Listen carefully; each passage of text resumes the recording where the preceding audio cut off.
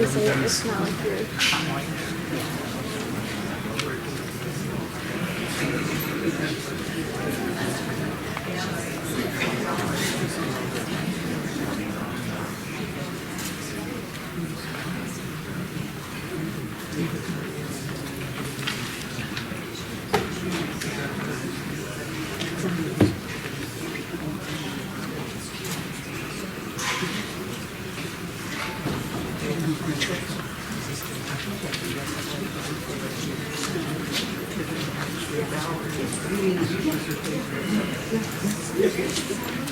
Good evening, everyone. It is 6 o'clock by my watch, so with that, we'll call our meeting to order today.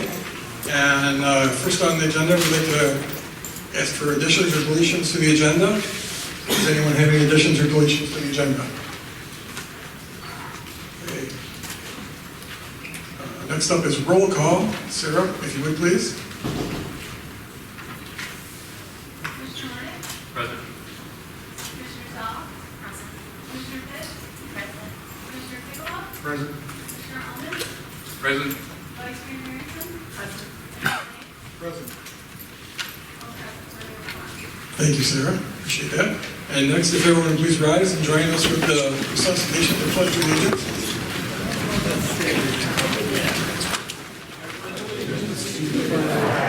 Of the United States of America, and to the republic for which it stands, one nation, under God, indivisible, with liberty and justice for all.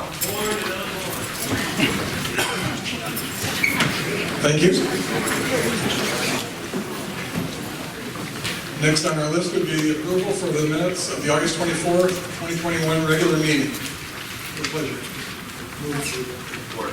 We have a motion and support. Are there any comments, questions, or corrections from that? Seeing none, we'd like to take a vote. Sarah, if you would, please.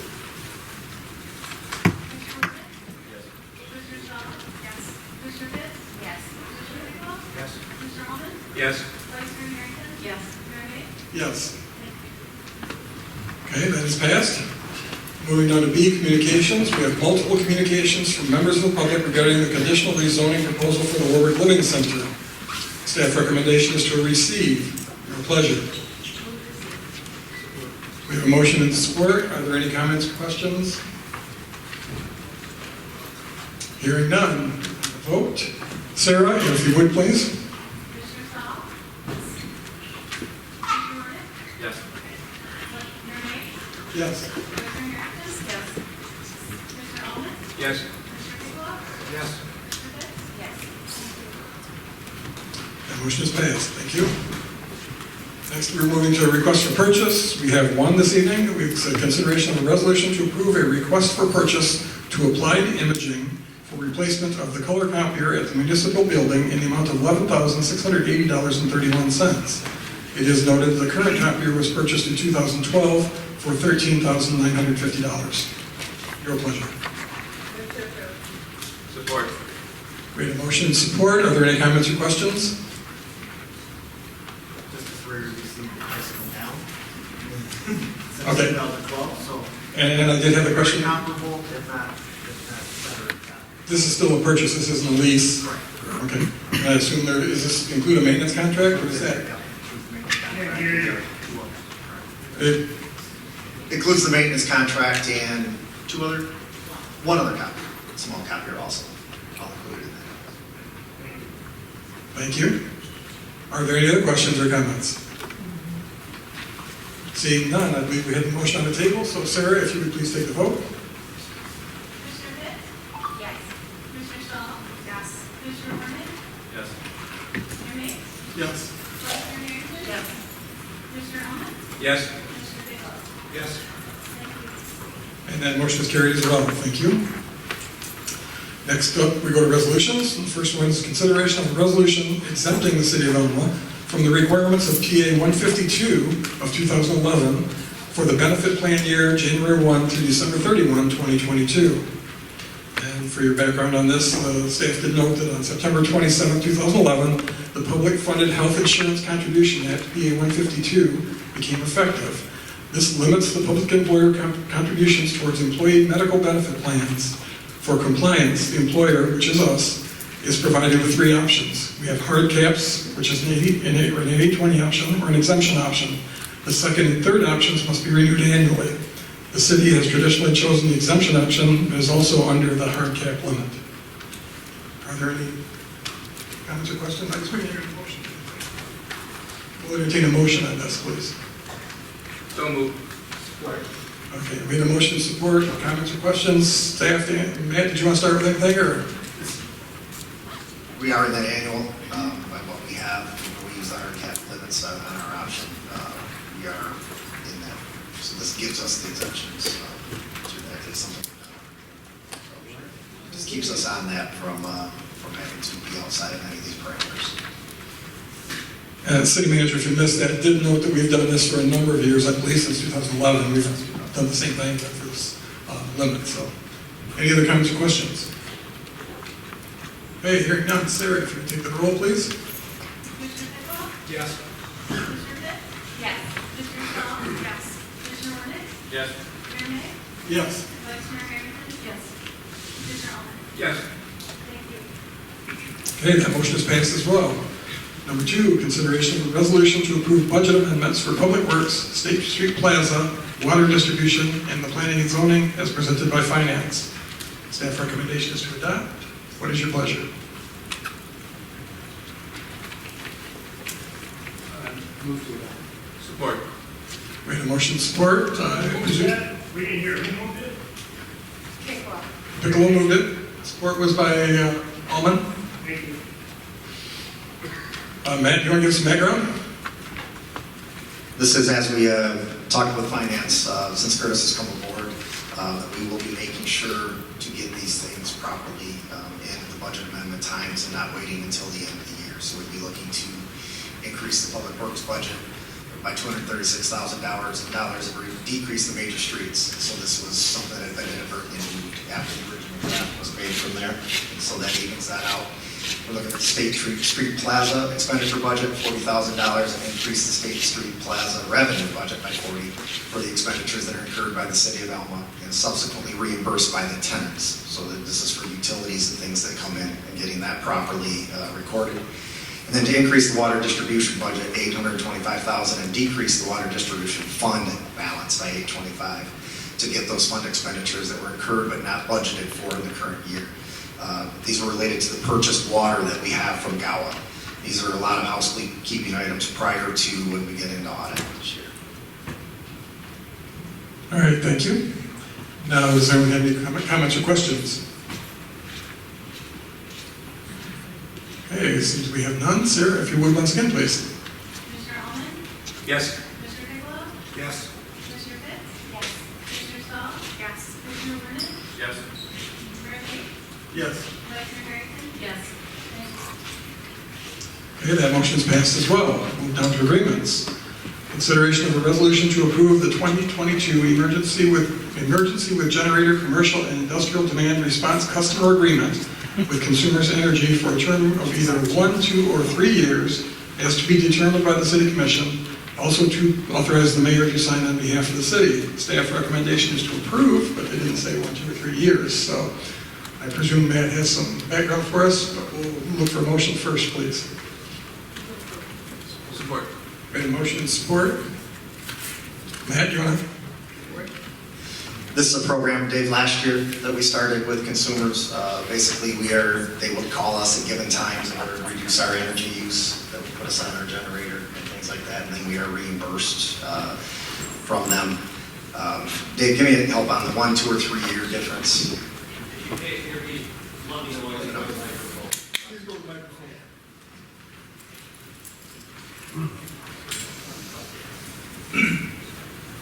All right, can you hear me? Yes, sir. All right, like Matt mentioned, this was a program that we entered into last year as a pilot to try to find out was it worth the city's resources to run the generator for the reimbursement that we would receive.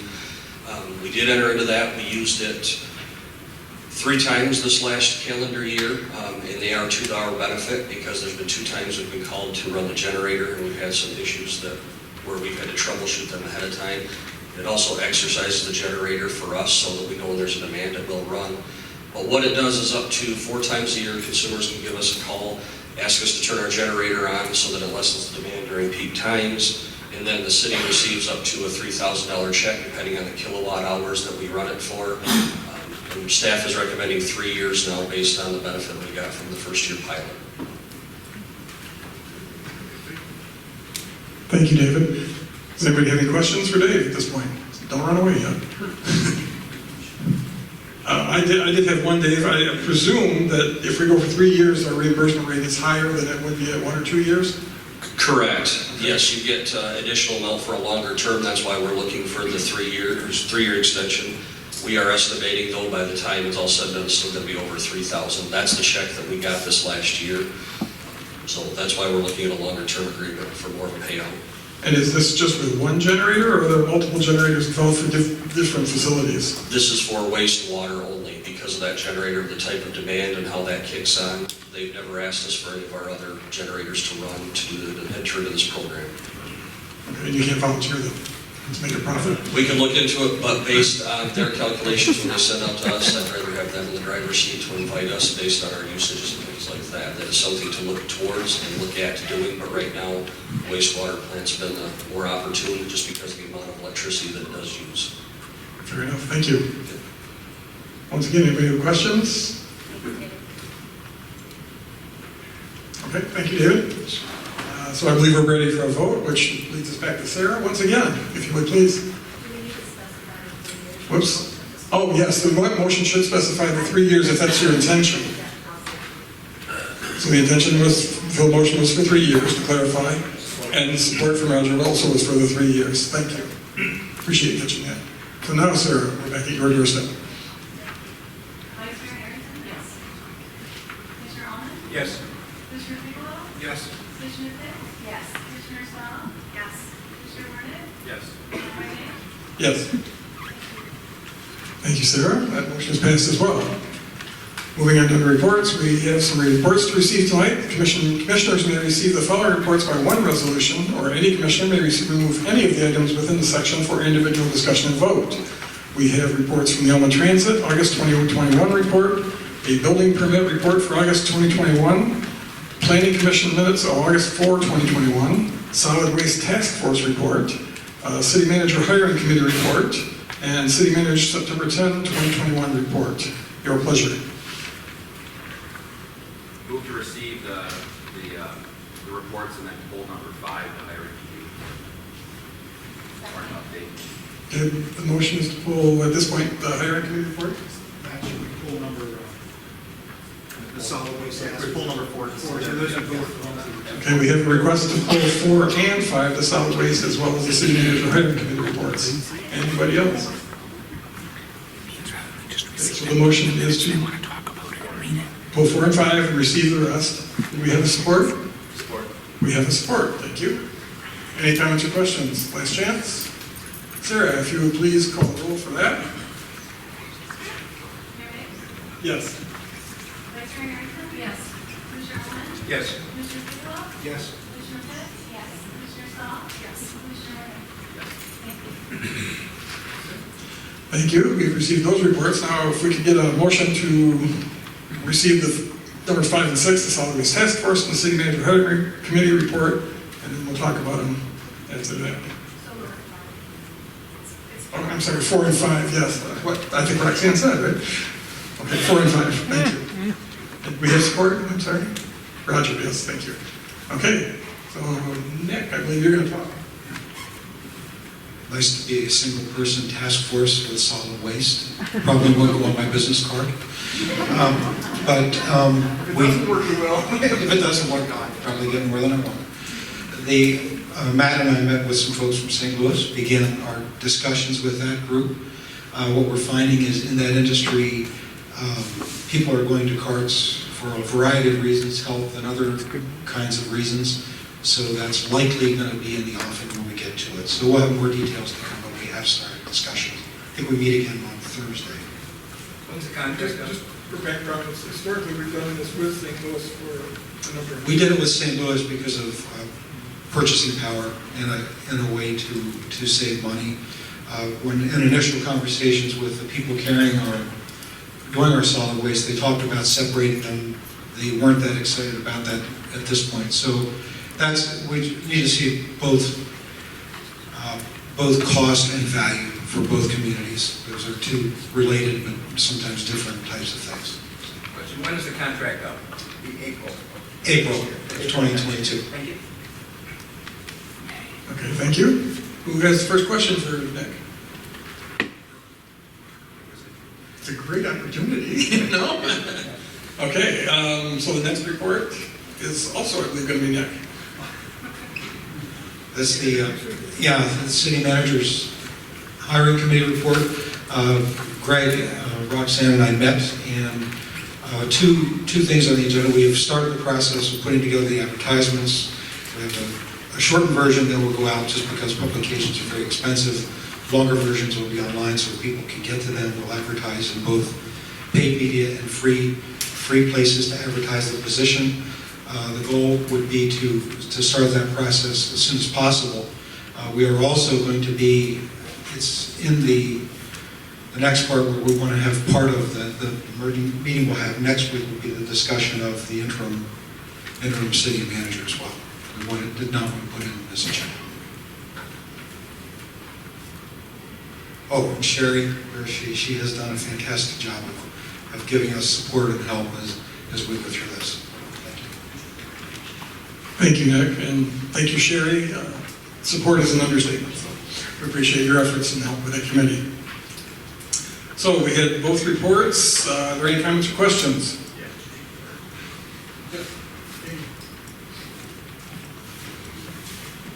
My big question is as I look at, or I had the opportunity to talk to some of the department heads and the department chairs, I think some of the big confusion and I think the lack of communication, I think with that committee, I think has caused a little bit of confusion within those departments. I think Matt has done a tremendous job in really bringing those groups together. I think the communication, obviously we still have areas that need improvement between the city departments. But I think Matt has done a good job within those department heads to bring some common ground, some communication across departments. And I think, as I had a chance to talk to the department heads, their big concern was that lack of confusion, or that lack of communication, a little bit of confusion within there, and rightfully so. I think as of today, we had a little bit of an update last meeting. Is there a tremendous benefit to waiting to name an interim? I think the interim tag in itself is there to be used to give us an extra 6 months to make that decision. I believe that with an extra 6 months and an extra week and 6 months would give someone the opportunity to learn a little bit more, get that extra week in that scenario. And after talking to, like I said, a lot of department heads and talking to Eric, I'd like to make a motion to push Eric into that interim role immediately. I think there's benefit in having him in that role now rather than waiting. I think it does a couple things. It gives the city a chance to put someone in that role that whether or not we give Eric that role moving forward, whether or not he earns that role moving forward, it at least gives us someone in that role that if we were to hire someone else and Eric was to step back into his assistant role, now we've had a person in that role that has experience. If there was anything happen with that city manager, again, we have a stand-in that's ready to step in. I think another thing it does is it allows for some continuity within the department heads. I think it allows for us to build and move forward with some progress that we've made. I think it eliminates, again, the confusion within the department heads, the lack, and especially with how tense things can be lately. I think everyone in this room can understand that. But I think it does bring a lot forward. Talking to Matt, I think he's had a recommendation, you don't mind me saying, Matt, a recommendation for Eric, as well as I've had recommendations from others within the department, and I don't understand what the wait's for. So thank you.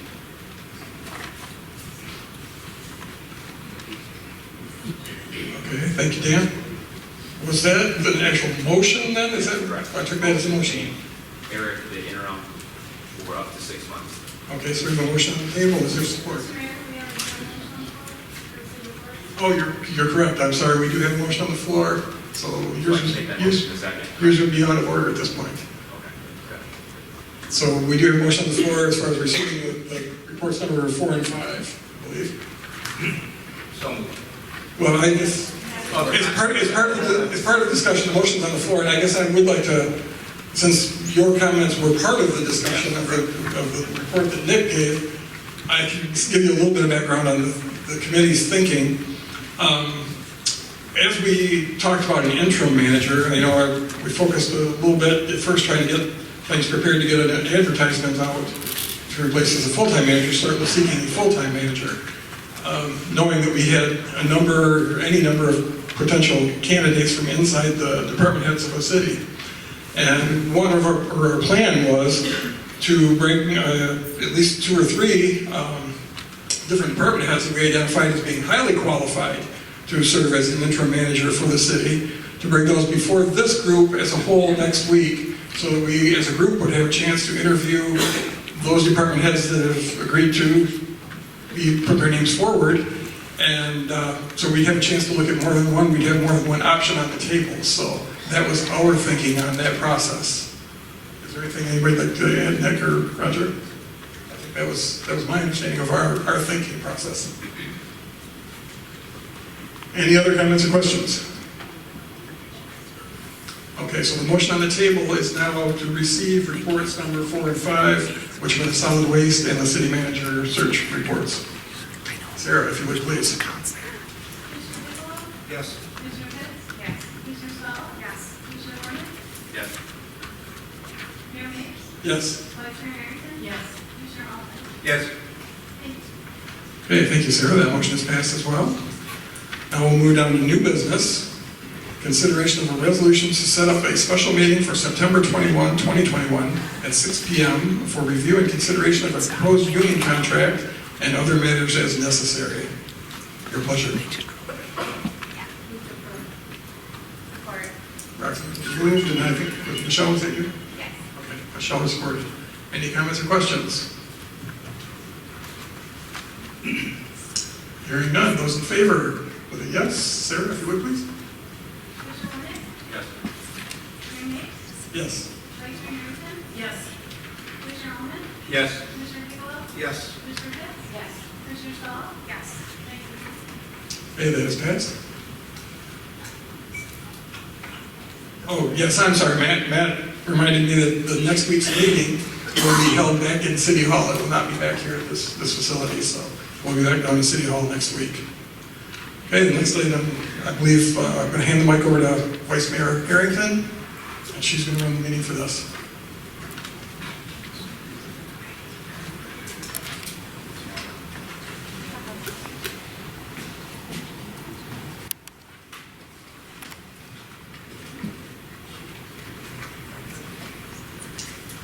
Okay, next we will review, deliberation, and action on a recommendation from the Planning Commission regarding a conditional rezoning proposal for the facility commonly known as the Warwick Living Center. Madam Vice Mayor, I would like to make a motion. Commissioner Alma? I make a motion to approve the conditional rezoning amendment request by the Michigan Masonic Home based on the findings of fact of all 5 factors in section 60-381 being affirmatively resolved in terms of the general health, safety, welfare, comfort, and convenience of the citizens of Alma.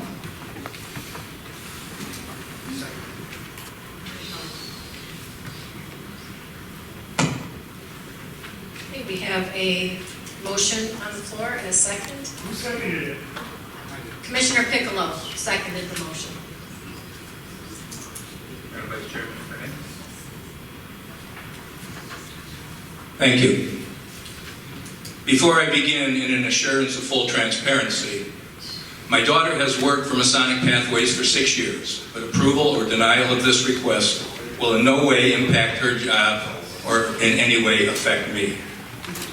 When I first decided to run for City Commission almost 8 years ago, it was my understanding that my sworn task was to listen to as much input from the public as possible, then apply my set of values to that information, and then make a decision based on what I feel is best for the city of Alma. I have strived to do that for the last 8 years. We are now charged with the revision of a zoning ordinance which has created a great deal of information and division among the population. But even when there is this much division on the subject, the resolution of it falls to the City Commission. That's what the City Commission is for. You, the people of Alma, elect us and trust us to make those decisions on your behalf. Otherwise, you would all have to vote every time we wanted to buy a new snowplow or pay the consumer's energy bill. So you leave that up to us. In the resolution now before us, there is a very specific ordinance that governs and controls how we proceed, specifically Section 60-382 of the ordinances of the City of Alma, which calls for fact-finding and spells out 5 conditions that we must apply before a conditional rezoning can be approved. Sections 2, 3, and 4 are pretty self-explanatory and not very contentious. It's the first and the 5th ones that are the problem. The first one reads, whether the requested zoning change is justified by a change in conditions since the original zoning ordinance was adopted. The fact of the matter here is that this property is no longer marketable as a senior nursing home. More and more elderly people are opting to remain in their homes to the point that there are way more beds available than there are patients seeking them. According to their CEO, Masonic Pathways not only had to close Warwick Living Center, but has also closed an additional 45 beds in the main campus, bringing their occupancy rate to about 80%. This fact was substantiated by my son, who was a risk manager and compliance officer for a large healthcare corporation that operates 18 senior living centers in Michigan and Indiana. Their occupancy is also around 80%. When Warwick Living Center was built, people were on a waiting list for admission to nursing homes. These change in conditions is substantiated. The 5th condition states, all findings of fact shall be made a part of the public records of the meeting of the Planning Commission and City Commission. The amendment shall not be approved unless these and other identified facts shall be affirmatively resolved in terms of the general health, safety, welfare, comfort, and convenience of the citizens of the city or other civil divisions where applicable. I find affirmatively resolved to be an ambiguous term. Not sure what that means. Identified facts shall be affirmatively resolved. Well, facts aren't resolved. Questions are resolved. I think the Planning Commission interpreted this as unanimously resolved, or that everyone had to be in agreement for it to be adopted. And when that could not be accomplished, they were forced to vote no.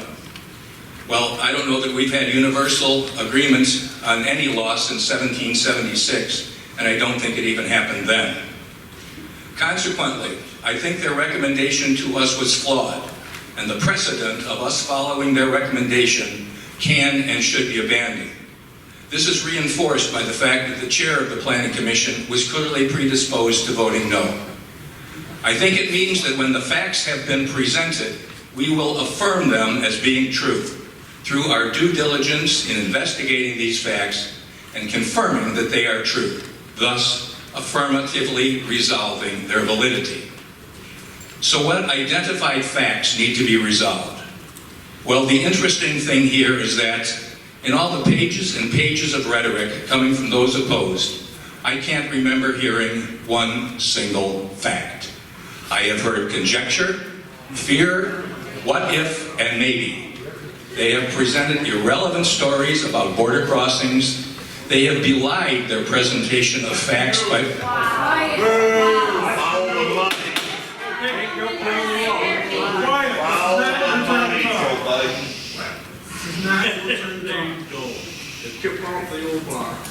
They have belied their presentation of facts by beginning almost every single letter with the term illegal immigrants or illegal aliens, though attorneys and others have cited that they are not illegal, but as asylum seekers, they have a legal presence in the United States. Not one piece of their information or evidence provided to us has been backed up by fact. This occurred as the result of, or this is what happened in one city, has ever been presented. No facts. Bethany Christian Services, on the other hand, has a proven track record of successes, and several other similar facilities, none of which has ever brought about the kind of disasters foretold by those opposed to this rezoning. In a fact-finding We will show respect to Commissioner Alma in the same way that we show respect to you when it is your turn to speak. I would like it quiet, and we will follow Robert's Rules of Order, and that he has his time to speak without interruption. You don't have to agree, but you will remain respectfully quiet while he speaks, or you may leave. Thank you. Thank you. None of these has ever brought about the kind of disasters foretold by those opposed to this rezoning. In a fact-finding mission, I and 2 other city commissioners visited a similar facility in the center of a middle-class neighborhood in southern Grand Rapids on Wednesday, August 18th, and discovered no manifestations of the fears and situations predicted by those opposed. We found a warm, professional, reassuring atmosphere. We saw young men who greeted us with hi and hola. We toured the facility and asked many questions. Our questions were answered to our satisfaction. We met with security personnel who assured us there had been no negative interactions with the neighbors and no attempts to escape. I can't imagine why they would ever want to. Staff told us that many of the boys expressed feeling safe for the first time. It is also a matter of fact that Masonic Pathways has been a keystone institution in the city of Alma for over 100 years and is currently one of our largest employers. They have a proven track record and can be counted on to perform as they have promised. I therefore truly believe that we can establish that these identified facts, as presented by Masonic Pathways and Bethany Christian Services, have been affirmatively resolved in terms of the general health, safety, welfare, comfort, and convenience of the citizens of the city of Alma. I am also certain that the presence of this facility will be a good thing for the city of Alma. We need to show that our welcome to Alma is truly a statement of who we are. Our businesses need a diverse labor force to grow. Moreover, as we are almost universally the children of immigrants, we need to reiterate the words written on the base of the Statue of Liberty, to lift our lamp beside the golden door, and to heed the admonition so often repeated in the Bible, to simply love one another. Madam Vice President, Vice Mayor, I put him over to there for a second.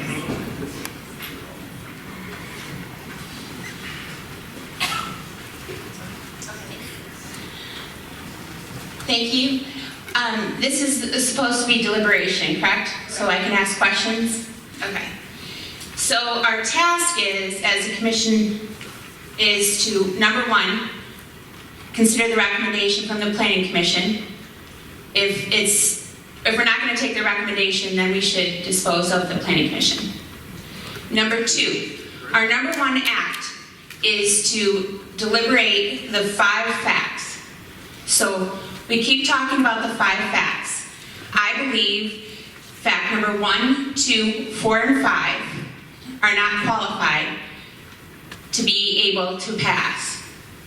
You keep saying that we have to do this as the zoning issue. Zoning issue. So it doesn't matter if Bethany Service, when you visited, was a good facility. Our job is to look at the 5 factors as the zoning, and if you say the first one, whether the request zoning change is justified by change in condition since the original zoning ordinance was adopted or by an error in the original zoning ordinance. Has the Masonic Home put Warwick Living Center up for sale? Have they tried to sell it to somebody else? How do we know that somebody else doesn't want to start an assisted living program? We are going by one corporation's determination if it is be able to be filled. So my question is, I want to explain from the commissioners that are going to vote, each commissioner, and also with us talking about Don saying that he was against it, our mayor also took out wrote a letter to the paper. So he voiced his opinion before our meeting. think that we just need to state both of those facts. But our goal is the 5, so we know where Mayor Mate stands. And I would like each commissioner to tell the audience and myself why these 5 things don't reach. Roger just explained his, so if each commissioner can explain to me how all 5 of these benefit this particular business to change the zoning. Again, it's not what's going in there, it's what they have done that we have to take this change. Why are we changing? Thanks.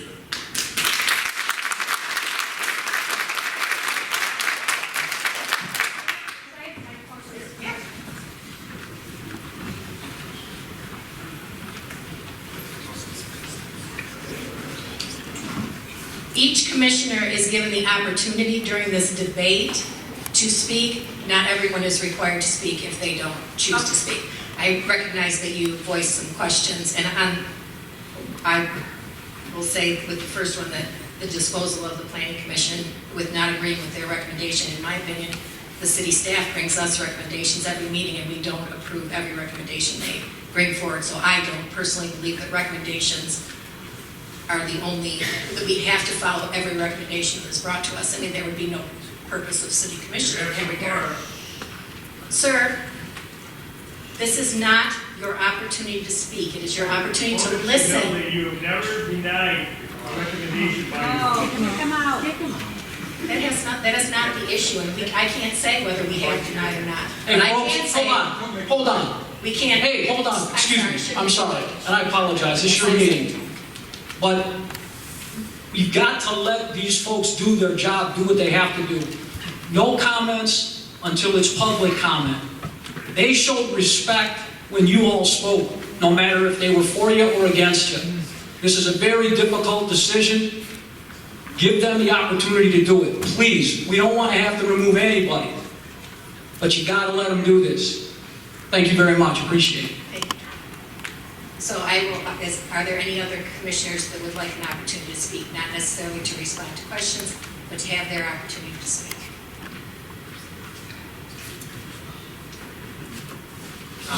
Yep, thank you, Michelle.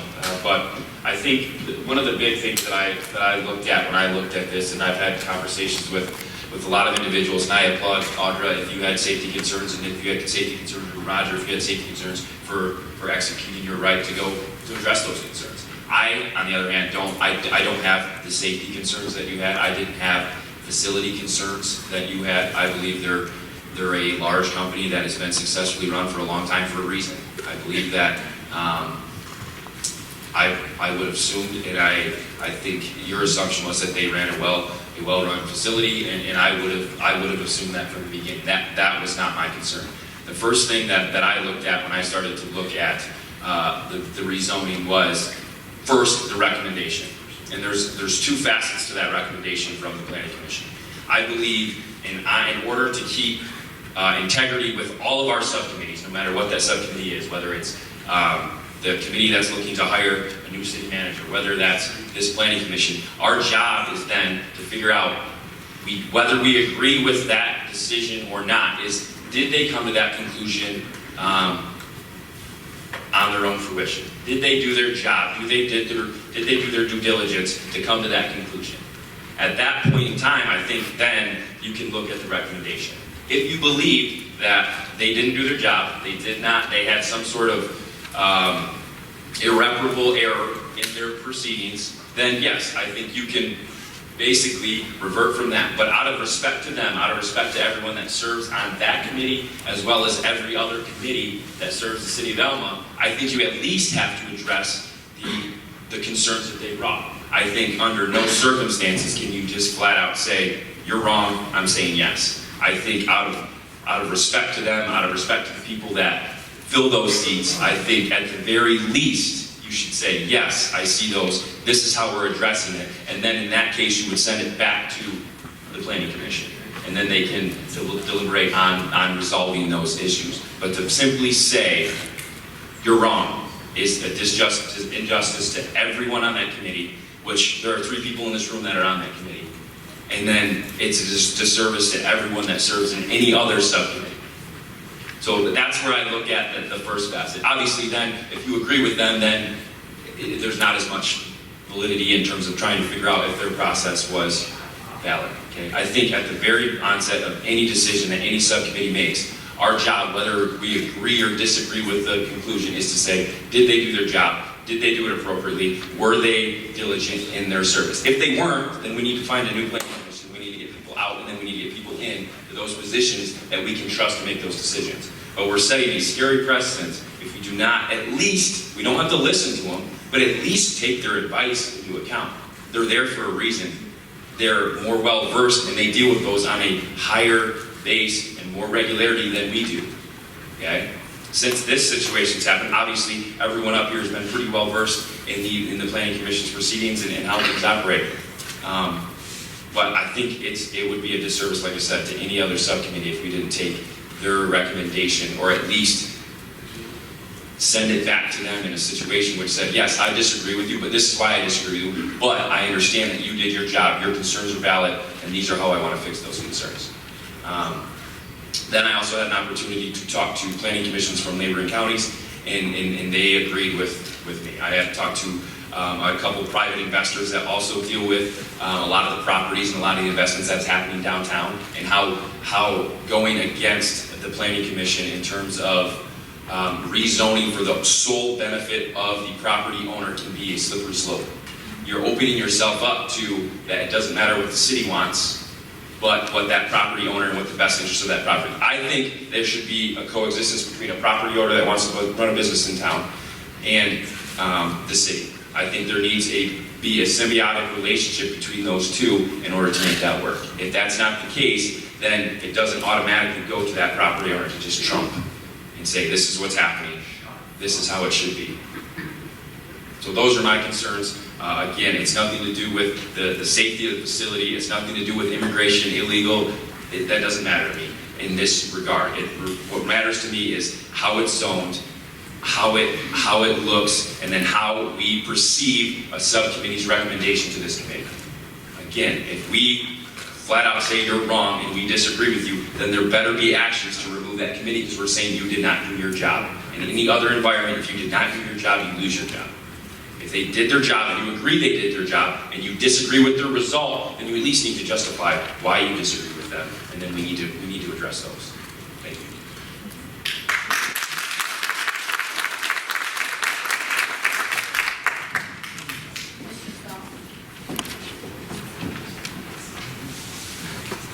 Danny, with all due respect, you did just try to jump over the committee for the search for employment by making a motion without respecting what they had planned for the next meeting. So just want to... I just want to let you know, we didn't know about that at that point in time. It didn't come up until later in the agenda. Okay, I'll let that go. I also want to point out too, Michelle brought up a question regarding Massonic's other options to sell. And Michelle, you are on the Planning Commission, so you could have asked and done that homework prior to the Planning Commission meeting and then prior to this one, instead of asking us to answer that question. So, that is my opinion. So I understand what Danny's saying. I'm not coming right out and saying anybody was wrong or right, but I do think that homework has to be done. I don't know that it was to my liking, that it was completely done. I do have a few things to say. I did also write them down because I knew that this was going to be kind of nerve-wracking, and I usually like to talk off the cuff, but then I tend to ramble about stuff. So I did write this down, so I'm going to read it real quick. So my friend Mark, who's in the room here, said to me the other day that he doesn't envy the position I'm in because I'm either going to piss off my friends on one side or the other. So I've thought about this quite a bit. I have thought about where my friends, my family, my neighbors side on this issue. I've thought about the people who sit with me on these various boards and volunteer roles, and I've thought about my mentors and the people in this community who I strive to be like. And in the end, I feel confident that those who know me well will still respect me when this night is over tonight. To say the past few months has been easy isn't is a complete understatement. This has been the hardest thing, probably the worst thing I've had to be a part of since joining this commission. And through all of it, I've reminded myself over and over that as an elected official, this is what I signed up for. Audits, zoning issues, personnel issues, ordinances. However, I had no idea that I would be signing up to have my privacy invaded, my character assassinated, or my integrity called into question. Excuse my language here, but I have to wonder who in the hell would ever want to sit up here in these seats. It's not easy these days. People are not kind, and when we give our opinions, we're not doing it in the nicest way. And I just think we have a lot of work to do on that end. I think the one positive that I'm taking away from all this, and maybe some of you will as well, is for some of you, we now see really who you are, and we may want to take our business elsewhere. So that's been interesting. But with all that being said, let's talk about tonight's zoning issue. I have listened to all the comments at all of the meetings. I have read all of the letters more than once. I even read them again today. I've taken phone calls from some of you. I have been approached at nearly every single event and get-together that I have tried to attend this summer. And I've been offered a variety of opinions, even when I don't want them. Those opposed to this zoning request have said that they're afraid for their safety, and I heard you. Fear is something I can understand, so I searched for facts regarding safety issues in these centers. I did visit the assessment center to review the safety issues, the security setup, and I even spoke with the security officers, with Roger and Nick. And one thing that stuck with me is that in the 2 years since that center has opened, they did not have any police contact at all. I checked out the neighborhood as well as Roger did. The assessment center is located in a residential neighborhood with big, beautiful, well-cared-for homes. And what I thought was interesting was directly adjacent to the assessment center is a nursing home for the elderly. So I thought that was interesting that people put their parents and their loved ones in the nursing directly adjacent, didn't have any issues with that. So in the end, I couldn't find any safety issues or concerns that were brought forward regarding that. I also want to say something about the Planning Commission meeting where Matt had pointed out that the community was divided 50-50 or possibly 45-55. So I wanted to dive into that claim as well. I took every single letter that was submitted to the city, all the emails, phone calls. I took the names of every single person that stood up and spoke at all of the public hearings and with the comments at commissioners' meetings. I combed through the transcripts. I went through the petitions, and I looked at, as I said, the public comments at the other meetings as well. Once I did all that, for both sides, for opposed and for, I made sure that I wasn't repeating any of the names. A lot of you sent dozens and dozens of letters, and we heard you speak at every single meeting, so I made sure only to count you once. I then removed any of the addresses that were not City of Alma addresses, with the exception of Mindy Lentz. I know you are the closest proximity to Warwick, so I left you in there. And really what I came up with was not a 50-50 split, but the City of Alma residents were 72% for this rezoning, with 28 opposed. I did a second count, taking into account those of you who have an Alma address but live outside the city limits, and I have to tell you the numbers weren't much different. So a lot of the people that we've been hearing from do not live in our city, and they live, actually, some of them pretty far away. So in the end, we're trying to focus on the facts. We're trying to focus on the 5 criteria there, and we're doing all of the homework that we can, and we're listening. And so tonight is a big night, and obviously we're going to do the best we can. So that's all I have to say for right now. Okay, this will probably be a lot less exciting than everyone else's, but obviously this is a contentious and complex issue. But I wanted to share my process and conclusions with my fellow commissioners. What I did is I tried to figure out what assumptions am I bringing to this process. How do I proceed? How do I determine what the facts are, and where do they lead me? And then get to give you my conclusions afterwards. The first were the assumptions that I brought to the table. Zoning by definition is geographic, it's location-driven. Therefore, it is not exclusively, but predominantly a local decision. Always, zoning has to do with place and what goes in that place. The testimony against the rezoning, as I heard it and saw it, certainly was driven, I think, by fear of the worst possible outcome. And that fear is real and it deserves acknowledgement. That said, unexamined fear and unbridled emotion are not good standards for implementing policy. It can make you miss the mark. My review does not consider the motivation of the various points of view. That's not our role. We're not there to judge those, assess those, or even try to guess what they are. The Commission's role is to verify the facts to the best of our ability and apply them to the ordinance as we understand it. To my best of my ability, I tried a methodical approach, and that was to line up all the verifiable information I could find and see what kind of story it told me. So I did a number of things. I looked at the relevant ordinances, reviewed the testimony, gathered empirical data, statistics, interviews, site visits, and I also tried to take into account the discussion of oversight, consideration of the oversight role. In the review of the ordinances, I'm not going to, good Lord, we don't want to go through that. You'll all fall asleep in the next 10 minutes. But the thing about ordinances, all of them, is they provide latitude for the city, and appropriately so, because nothing is really hard and fast. Decisions often get complicated and have different nuance to them. So that's appropriate. But when you do that, given that kind of wiggle room, it also, oh boy, I lost my page, but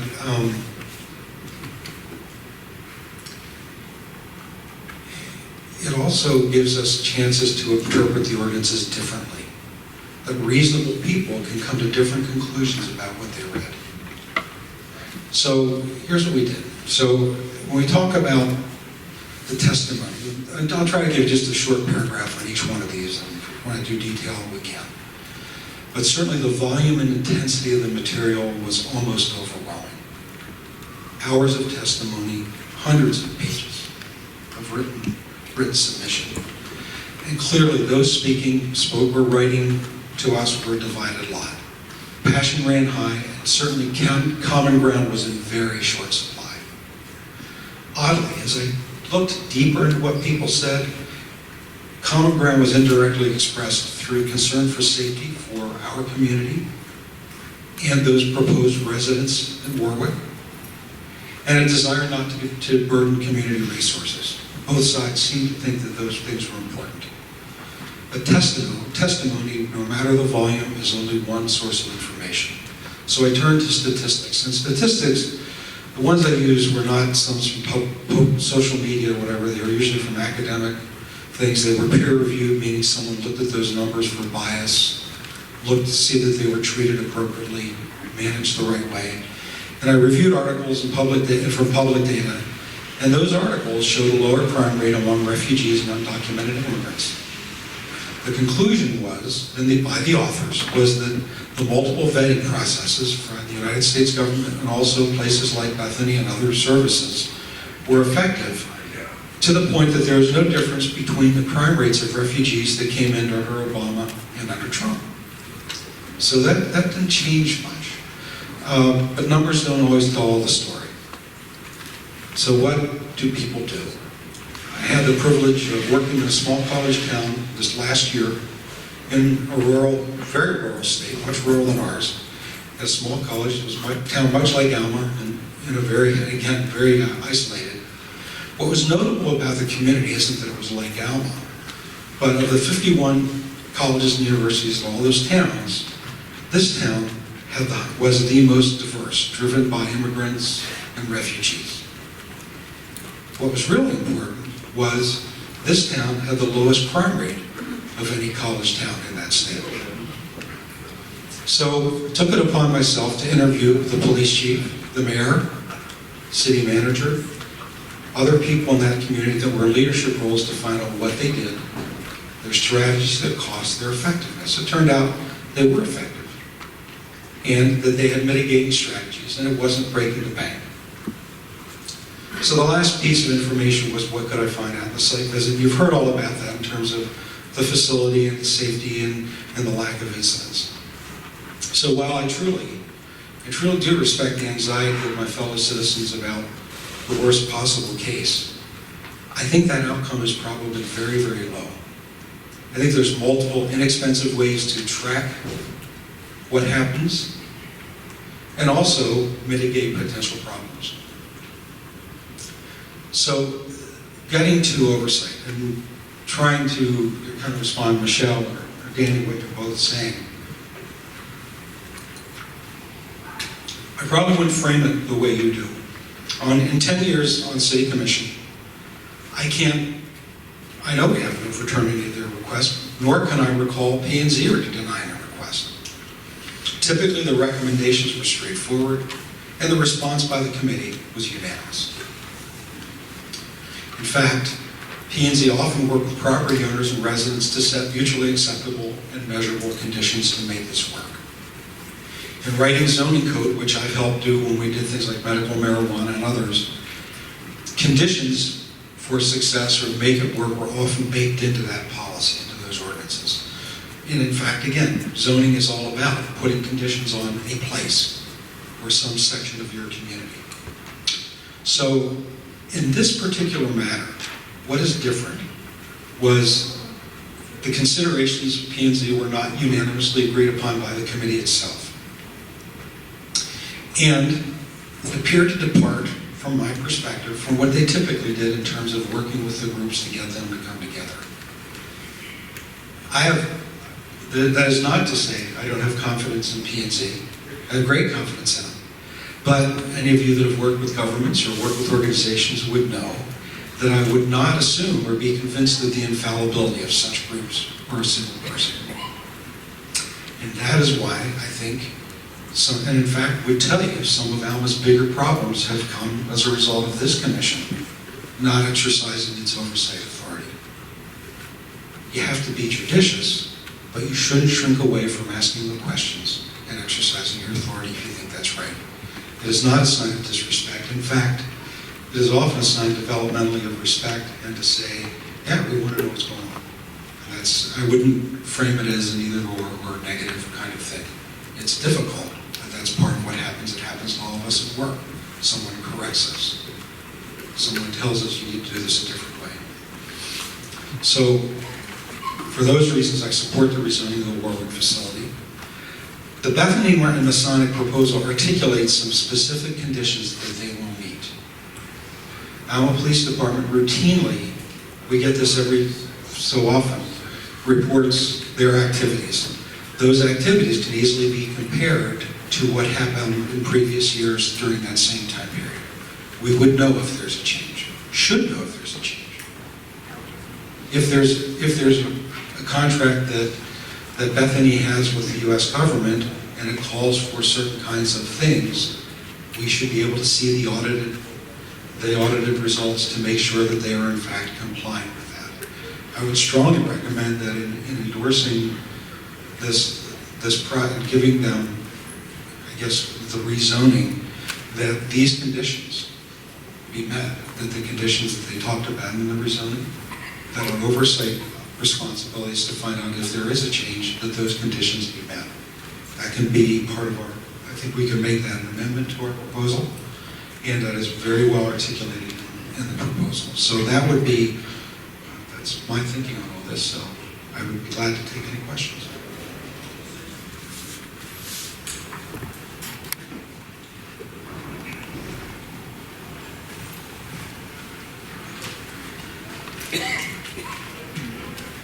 I have nothing further to add than what my fellow commissioners have added, but to say that I have come to my decision regarding the Warwick Living Center in the same manner that I had come to every decision that we make here, is that I look at the facts and try to do what I think is best for the betterment of our city as a whole. And I believe that we have had many situations where people have been, not necessarily quite as many as have been for this situation, but where people have come out strongly against a new organization or business coming to town, and I rarely have intimate knowledge as to how those businesses are run. So I go with the information that I am given and try to make a decision that I feel will be good for Alma. And I have not ever, in the over 10 years that I have been doing this, has it ever been suggested to us that we leave a business sitting empty or a building sitting empty and not do everything within our power to bring businesses to our town, to our city, to better it for our city as a whole. And so I can say, I don't know whether we've ever disagreed, but much like Commissioner Piccolo has said, I respect the Planning and Zoning Committee, just like every other subcommittee that we have for the commission, but that does not mean that you take someone's recommendation blindly. The same way that I do my research when the city staff brings us recommendations. Do they need more salt for the roads? Do they need a new mower? I mean, these things go on regularly every second and fourth Tuesday of the month, in addition to special committees. And I can tell you, most people have no idea what we are deciding or the things that we are doing for the city. So I hope that you will continue to show your interest, even if it isn't something you're as passionate about, because we should all show this passion for our city and working together for the betterment of our city. And so I guess we've all had an opportunity to speak. Well, we can, if needed, we can have, there's a second round of comments permitted. So if commissioners would like to speak again. Commissioner. Thank you. I just wanted to address Audra in terms of, you're right, I did make an attempted motion to supersede that committee, but I believe if you listen to the premise of my initial argument was you had to look at that subcommittee and you have to ask yourself, did they do their job? And I believe that the communication and transparency within that hiring committee has been lacking. I believe that's why we have some communication issues within our department heads, and I believe we have some communication between that subcommittee and then the rest of our commissioners. So you're very right, I did. But again, because I had concerns about that committee. I don't have the same concerns about how the Planning Commission operated and how they went through the process. Nick, I appreciate you bringing in a different perspective to the table. I appreciate you bringing an adjustment, because I think it does give them some credibility. It does say, hey, you know what, I listened to your points, and I think it gives us the opportunity to have people fill those roles. Tony, correct me, or Matt, correct me if I'm wrong, I think we're still 2 people short in those positions.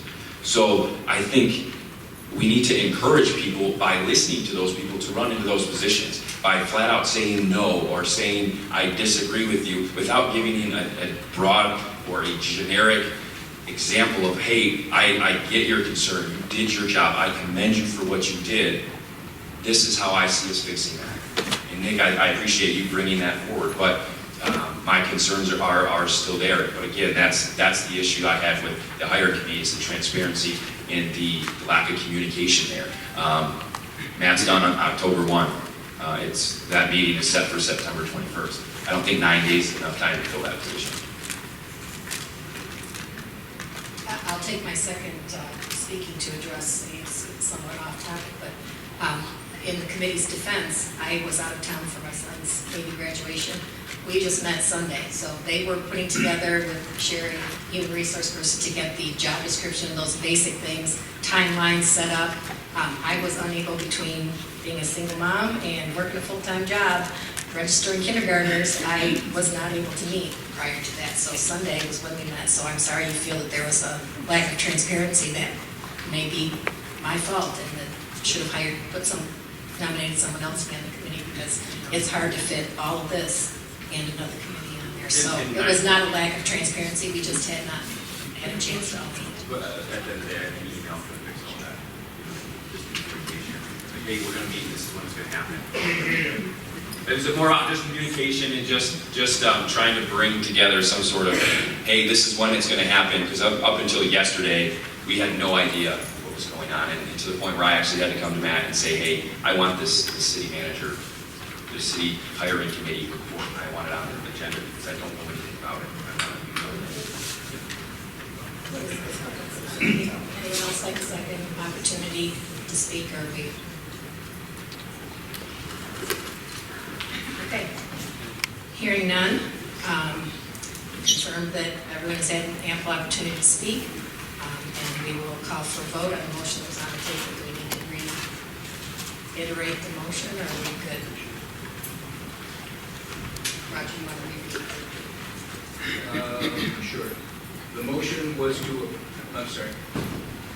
The motion was to approve the conditional rezoning amendment request from Michigan Masonic Home based on the findings of fact of all 5 factors of Section 60-331 being affirmatively resolved in terms of the general health, safety, welfare, comfort, and convenience of the citizens of Alma. And that was seconded by Commissioner Piccolo. I do have a question. Michelle? No.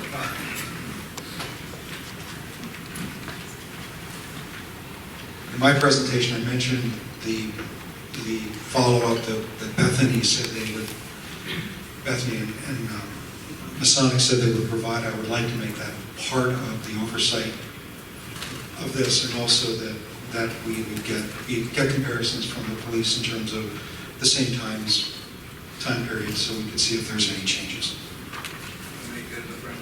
I would if you'll accept it. Wait, guys, just a minute. Can we do that, Tony? Well, here's the thing. If that is part of the conditions that are already in it, that's fine. If you're going to add a condition, there's another procedure for that. Oh, it's another parole. Okay, here's... So, I'm assuming there's going to be monitoring done. Yeah, there's that provision. Two is, it should be part of the motion. If the motion is to recommend approval, you need to make, state affirmatively that all 5 factors are resolved. He did that in his... Okay. That's all right.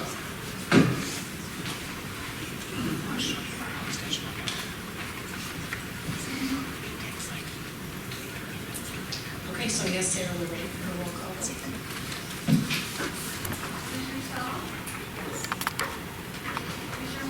No. We can't hear. Yeah, speak up, please. Can't hear you. Yes. Yes. Yes. No.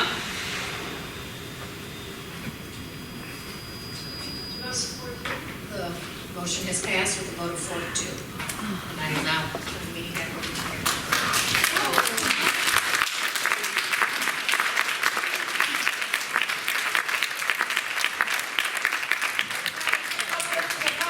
Commission. Recalls. Watch out, they're coming. We were very respectful during all the meetings. Everybody gave you a chance to talk. You did not interrupt you. Everybody's done a great job so far, please. Everybody show respect. We'll get through this. People are going to do what they're going to do. Legally, legal proceedings instituted whichever way it goes. But we've shown respect. I've been impressed so far. Please, let's continue. Thank you, Tony. Is there any other new business? Okay, hearing none, we'll move to appropriations. Anyone in favor of paying the bills?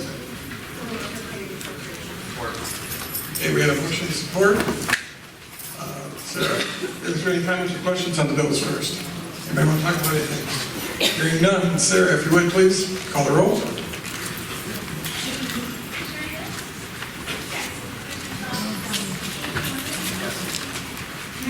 Yes. Yes.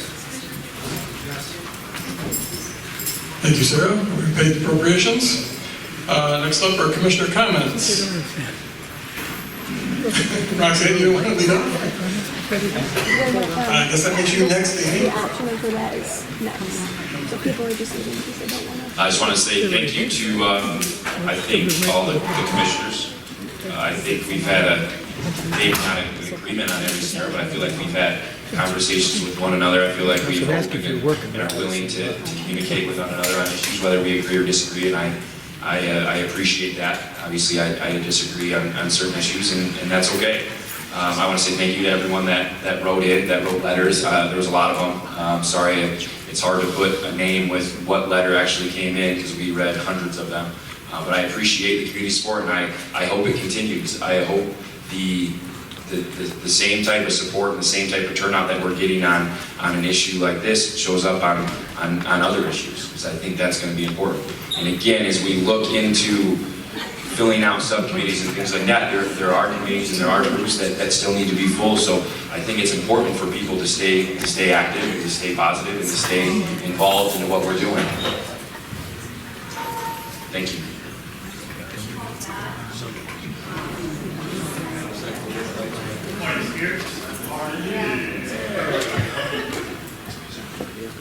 I think it happened over there. Oh.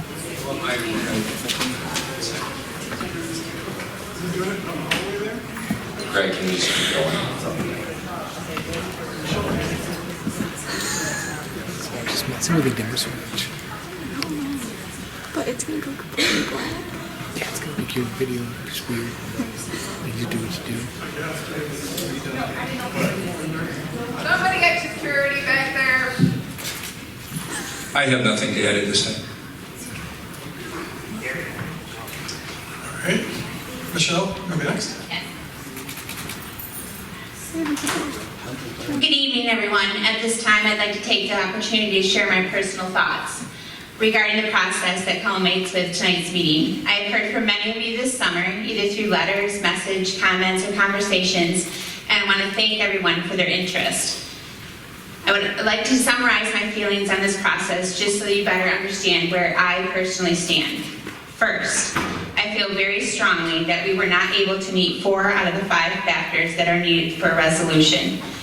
Secondly, I know that every one of you are very passionate about where you stand on this, and I understand that also.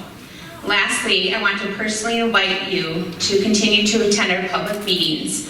Last Saturday, as all of us paid tribute to all those perished on September 11th, 2001, we also came together as a community to celebrate life. Thank you to all the organizations, volunteers, and participants at the Grand Prix, Lucky McDuck, Farmers Market, and everything at Alma Live.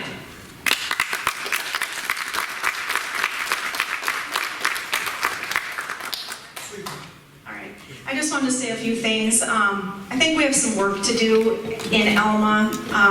Matt, at the Planning Commission meeting, you said we're not a racist community, and that's not who we want to be. And I agree, that is not who we want to be, but we have some work to do.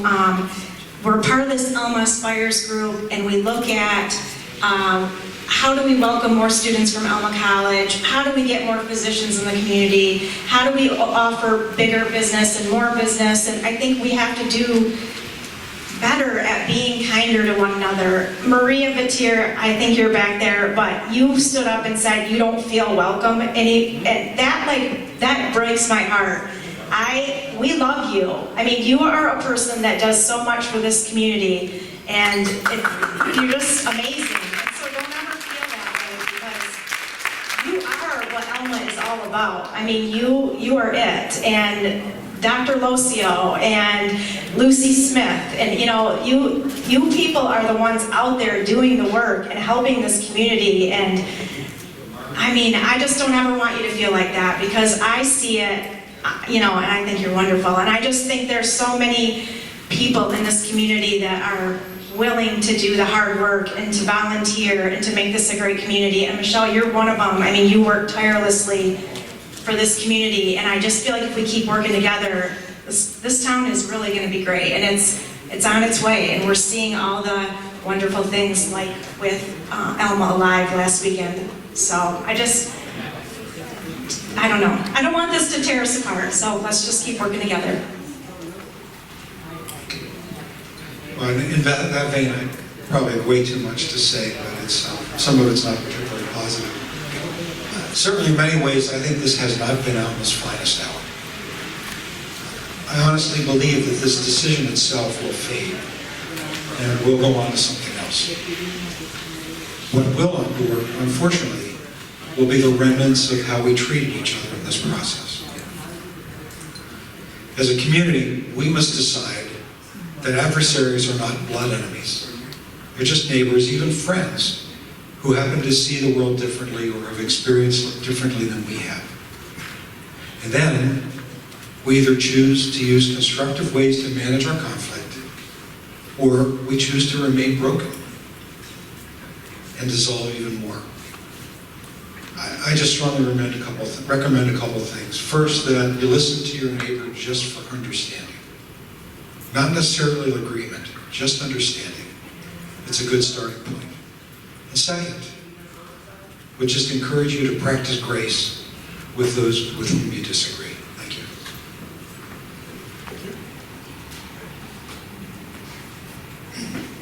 I think this community sits at a point where it has a fantastic opportunity.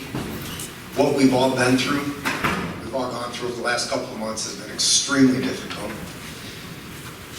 But I'm going to take exception to something. I keep hearing about Alma Spires. I was a founding member of that.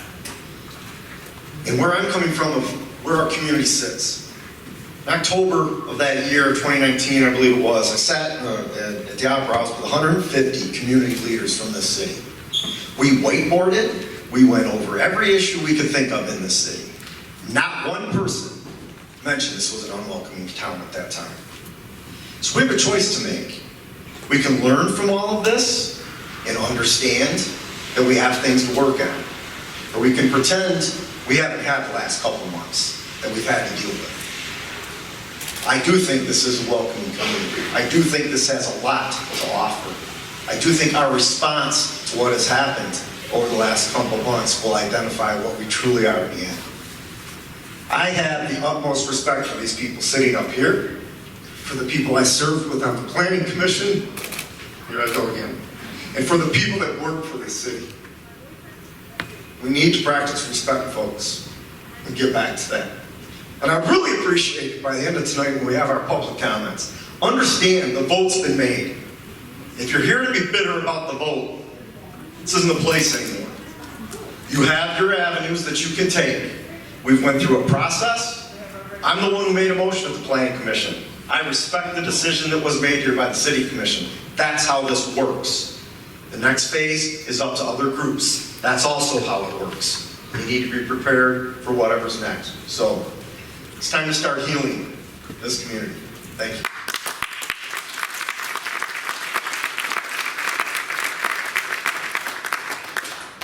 Sarah, did you have any comments? No? Thank you. Tony? Yeah, I do. First of all, I think we're a lot closer together than a lot of people think. I have, for the most part, been impressed with everybody, pro and con.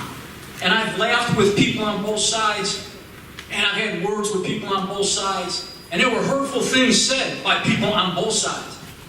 But we're closer than we think. We're all Americans. We love this country. We love this city. And you don't have this idea of racism and discrimination. You got to be careful, because I know a lot of people on both sides of this. And you don't have to be racist to be against this, just like you don't have to be racist to be for it. You don't have to be discriminatory if you're against it. You don't have to be discriminatory if you're for it. People have ideas about what's right and what's wrong, and those ideas are real. One of the problems we all have is we all get to listen to who and what we want to listen to now, because Walter Cronkite's dead. And so that's a problem, I think. But I see a couple people in this audience, one guy right in the back, most conservative person I've ever met in my life, and I'm probably the most liberal he's ever met in his life. So we go down to his bar, and we scream at each other for 2 hours, and we shake hands, and I go home. That's what we need a little more of in this country. That's what we need, and I'm not talking necessarily about the drinking, if you're not into that. But that's bringing us closer together. And I have been impressed for the most part with those of you who are against it too. And you're going to do what you're going to do. And you're going to take legal steps if you think you must. You're going to do whatever. And that's okay. And I have respect for those of you who are for it as well. And maybe you were thinking about it and went the other way. You were going to do the same thing, and that's okay too. And I got a ton of respect for everybody up on this, what do you call it, stage over here. Every one of them. They have what they believe to be the best interest of the city of Alma in their hearts. And these people are great people. You got people here that have served this country in Vietnam. You got people here that there's never a charity that they don't want to support. These people are top-notch, every one of them, regardless of how they vote. So we're going to do a little public comment. I ask you to continue to be respectful. Do what you have to do, legally, whatever. But man, we're all Americans. We all love this country. We love this city. We're not that far apart. We just got to talk to each other. Thank you.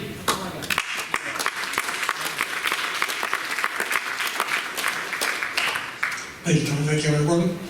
And I don't know how much more I can add. I certainly agree. I think we are way, way closer together than we are farther apart.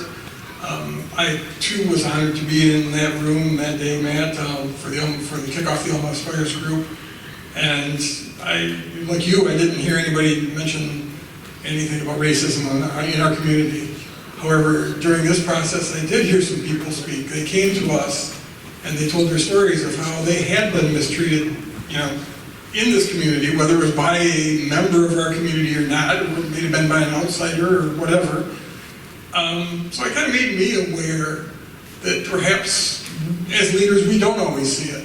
We are doing things in our committees and we do things in our meetings, and being a white male, I'm sure I'm quite oblivious to some of the things that are going on, perhaps in some of the minority population that happens in our community. And so I regret that I was blinded to that, but it has opened my eyes a little bit. But I don't think that was the cause of most people's feelings that felt differently about this issue than myself. I don't think most people are racist.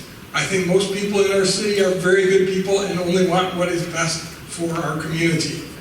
I appreciate everyone that has expressed their opinions. We've read your letters. We tried to listen respectfully to your comments, and we appreciate that. I believe everybody on both sides, in the Planning Commission and at the City Commission and at the staff level, I know there has been hundreds of hours of work and thought and research gone into all of this. We all come to conclusions. They're just a little bit different. So with that, I think we can move forward. I think, I know Alma Aspires started something very great back in 2019. We got derailed because of COVID, and then we got a little further derailed because of this issue. But I'm confident this town is going to move on. We're going to pick back up those 150 or 200 ideas that came out of that whiteboard session are going to pick back up. The committees that started are going to take their work and they're going to run with it again. And a good example of that was last Saturday. Lots of people came together, put together a lot of different events going on in our community. It was a wonderful time. I saw tons of people all over town smiling and having fun, and that's exactly what we need, especially after all this COVID nonsense. We're not through it yet, but I think we can get through it as long as we work together and stay together. So with that, I would invite the public, members of the public, anybody that wants to share their opinions, please come to, in this case, the microphone, state your name and address, and you have up to 5 minutes to share your thoughts with the commission.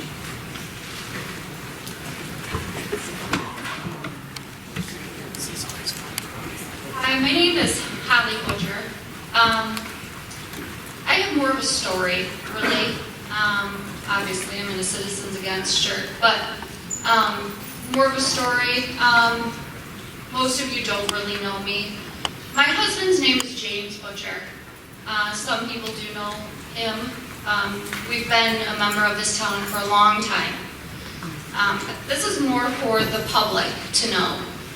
I have a little bit of a story, about Alma. A few years back, you guys weren't really players in this game at the moment.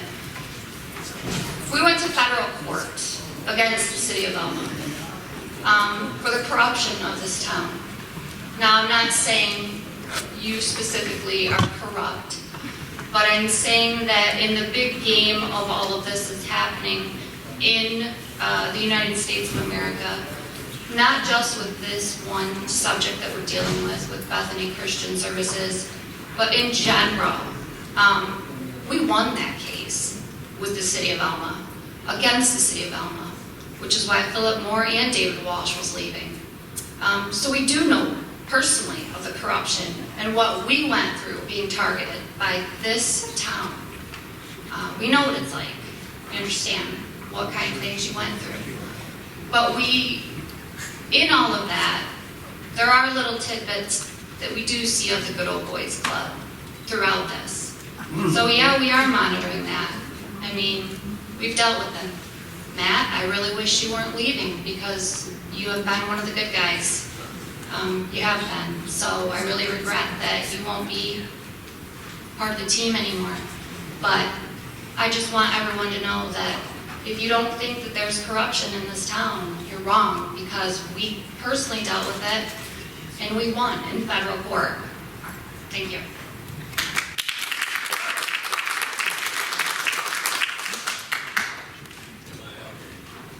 Good evening and best wishes to both sides. Since I went to school with Moses, I thought maybe I should put my 2 cents in.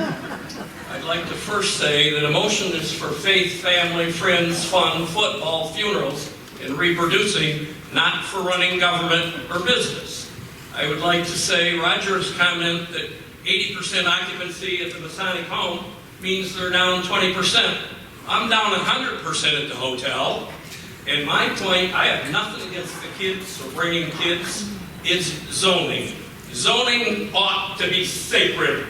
If you build a home or a business, somebody shouldn't mess with what you've done.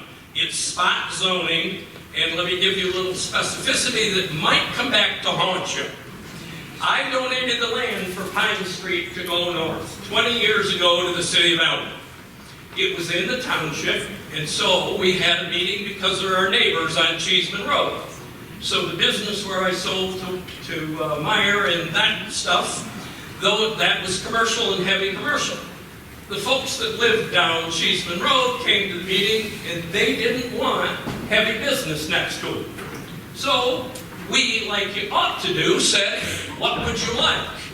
So on the east side of Pine Street, I sold that Covenant Healthcare or hospital doctor's office, and I have the corner still, both corners, okay? I agreed with the people that we would zone it whatever you call it, and it would have to be something like a church, a school, a rest home, or something like that, not heavy commercial. So, here's my question for you.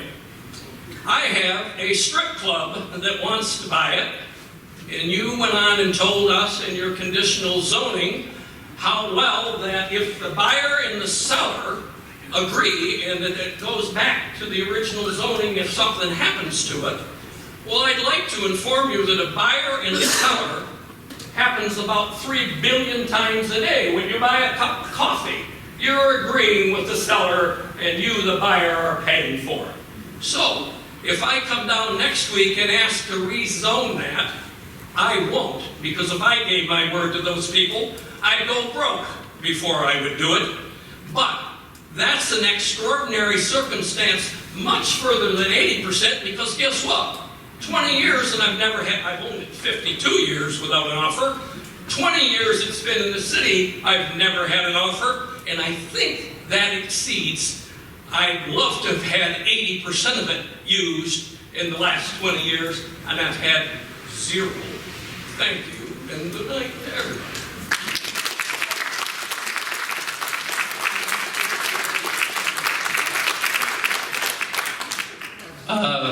Tony, you said that we're all Americans and we all love America. Okay, my name is Aryan. I don't have an address because I'm not an American, but I still love America quite a bit actually. So I'm not here to change any minds, or I don't have any idea about this, the technicalities of this policy. I I came to America 2 years back. I'm an international student at Alma College. And, before coming to America, my entire, understanding of US was either through Hollywood, Big Bang Theory, or CNN, right? Well, that's a load of crap. Because I came here thinking, Americans are rude, and, that was my stereotypical image of a white American. And I come to Alma, the small town, by the way, I'm from Delhi, I mean, that's as populated as populations get, right? And so I come to this, what seems almost deserted to me, and I'm welcomed by, hi honey, and people just greeting me, salutations everywhere. I'm like, they aren't rude at all. Well, I mean, by that metric, Indians are rude. This isn't rude. These are great people. And so I developed this habit of just saying hi to everybody, greeting everybody, and it was beautiful. And I fell in love with America. My young liberal college friends think of me as a conservativist because I stand up against things like white sin, an overemphasis on racial diversity. I stand up against that in my college. I don't agree with those stuffs. I don't agree with critical race theory. But then my conservative family, at the same time, thinks I'm as liberal as it gets because they think, I believe immigration should be increased. And I have those, and so, through that I realized that humans are complicated. And so, you're not, the one thing I think liberals or the left needs to understand is that you're not evil just because you're white, and you're not evil. I can understand why you guys feel disenfranchised. Trust me, if there was such a setup in India where we were trying to argue whether we should let immigrants from Bangladesh come, 90% would say, hell no. And that's the case anywhere in the world. Your in-group is being pervaded by an out-group. You don't want that to happen.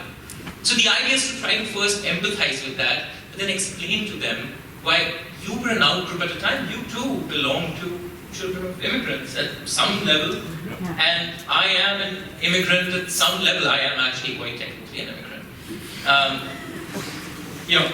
You stand up against illegal immigration. Sure, I get that. Most countries and most natives do. But in that process, don't stand up against people. You think legal immigration is easy. Just come here legally. Well, it's not that easy, In my interview in India, for a student visa, which is 4 years, they asked everybody, do you plan on staying in the US? And if I say yes, they're not going to issue my visa. If I tell them I have relatives in the US, they're not going to stamp my... So I lie.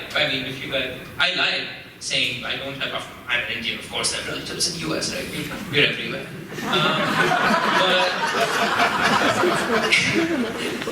In that process, it turns out legal immigration isn't that easy. But still, we immigrants try to come to US. Why? Because we love it. We don't come here because America is bad. America is fucking awesome. It's pretty damn good. My heart was, moved by what Tony said and the Commissioner in Blue Shirt said. I wasn't even supposed to speak. I came here with a friend just to see what America is like. And when I go around, I don't see, Republicans, Democrats. I don't see masked, unmasked, although I do see you unmasked folks. I don't see vaccinated and unvaccinated. I genuinely see Americans debating something in a small city in America, whether a housing zoning thing should happen under air-conditioned walls protected by the police. How beautiful is that? That doesn't happen anywhere in the world. Debate this out, don't be divided by it, for God's sake. You guys are a beautiful people. You debate about everything, and that's good, but don't let the debate divide you. Just some perspective as to how lucky you guys are.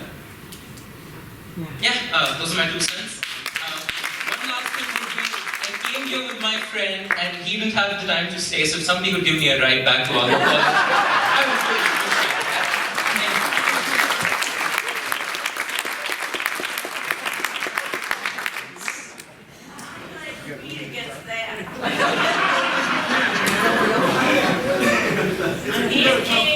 I've lived in this town almost 47 years. I came from Riverdale. When I came from Riverdale, what? You're a newcomer.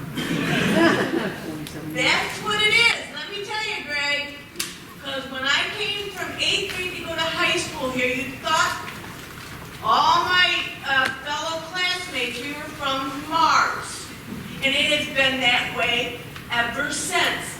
Alma, I'm sorry, but Alma is an extremely snobby town. I live on the east side of the college. I've lived in my house 25 years. I have potholes. Gee, I haven't seen the city come and fix them. But I have friends who live past the college. They get a pothole, the whole street tore up, and they get a new street. So, I'm sorry, I have a real issue with what's going on with this. I tend to not trust you people because I've seen too much of it through the years. I have a neighbor, it's a rental, and it is disgusting. I have talked to the guy here in town, Aaron, I think his name is. Well, we've been working with them, but we have to take it in baby steps. The baby steps have been going on for probably 10 years. But if my yard looked like that, you would demand I have it done now and clean it up. So when you talk about this Bethany thing, I'd like to know, is the city getting a kickback from it? Because I certainly hope not, because I know there have been issues like that. I would certainly like to know, I heard Bethany had a place in St. Louis. Why aren't they taking them there? What happened to that place? Why is Alma chosen for it? My husband is a retired corrections officer. You know, they do have teenage prisons. They say these kids have been vetted. There are so many of them crossing illegally into this country, they cannot vet all of them. So I tend to think, oh, okay, that's the government coming through again. Because, sorry, but if we listen to this present administration, there's a lot of crap going on. Our president has really buried himself into a really big hole with Afghanistan and everything else going on. Why don't we check with the people from Texas, Arizona, and New Mexico? Let's see how it's going there with those farms and those cities. I just want to make sure none of you people are not even questioning. These kids are coming, have no idea about English. So these kids, by law, have to go to school. Are you guys going to pay for Alma Public Schools to be able to afford to hire parapros for them, people who speak Spanish, that can communicate with these people? That's what I would like to know, because I used to work for the school system. That costs a lot of money.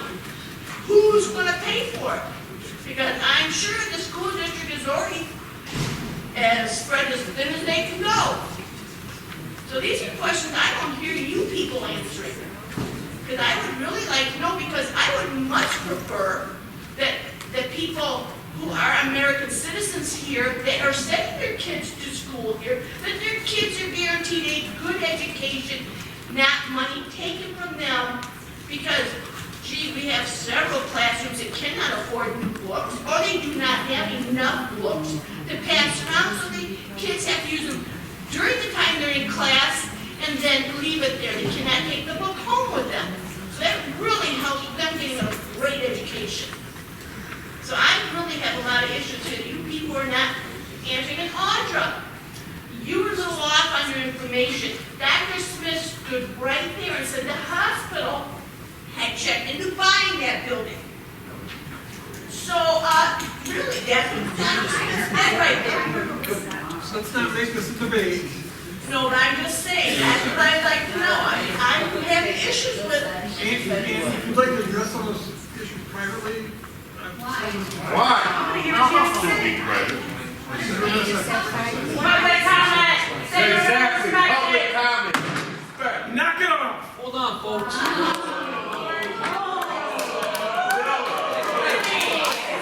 Hey, everyone, hold on, just a second. Just a second. She can make whatever comment she wants to make. So she can make the comments, and if there are answers to be given, those can be given outside of the meeting. This isn't a debate. That's all right.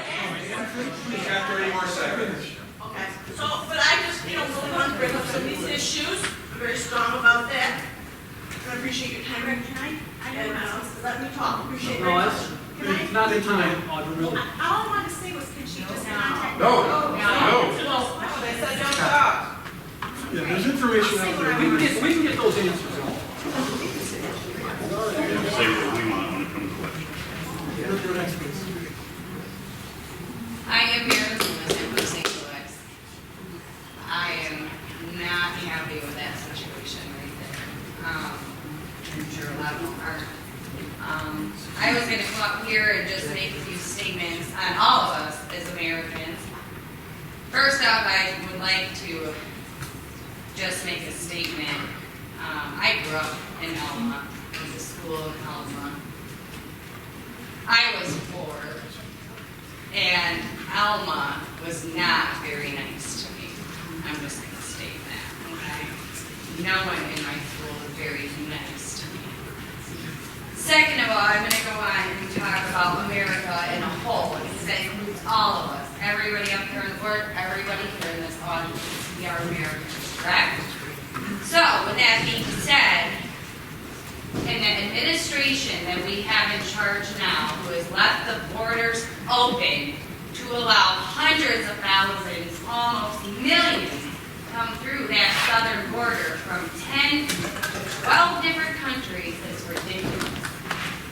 Bethany Christian Services says they're assisting them. Okay, that's great. So then why did the Detroit Free Press on August 21st release another article stating that, and we all agree, I'm sure, well, I'm not going to say all, but I know a lot of Americans are upset about the Afghanistan pull-up and the Americans left behind. And the Afghans that got to come here while we left our fellow citizens there. But the Detroit Free Press just released a whole article about how Governor Whitmer is working with Bethany Christian Services to bring those Afghans here into Michigan. So, with that being said, your decision up there today, just put your foot in the door for Michigan to be overrun with immigration.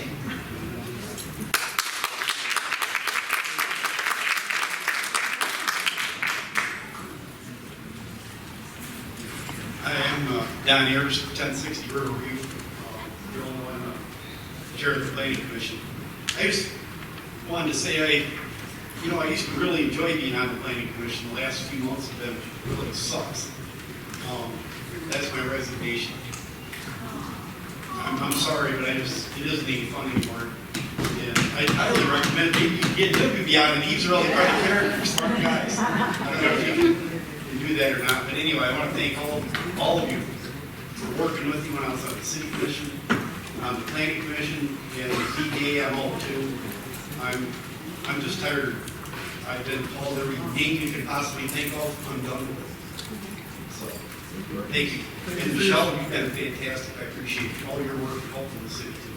So, and Audra, welcome to the hot seat. I told you, didn't I? All right. Well, thank you all. I appreciate it. Thank you.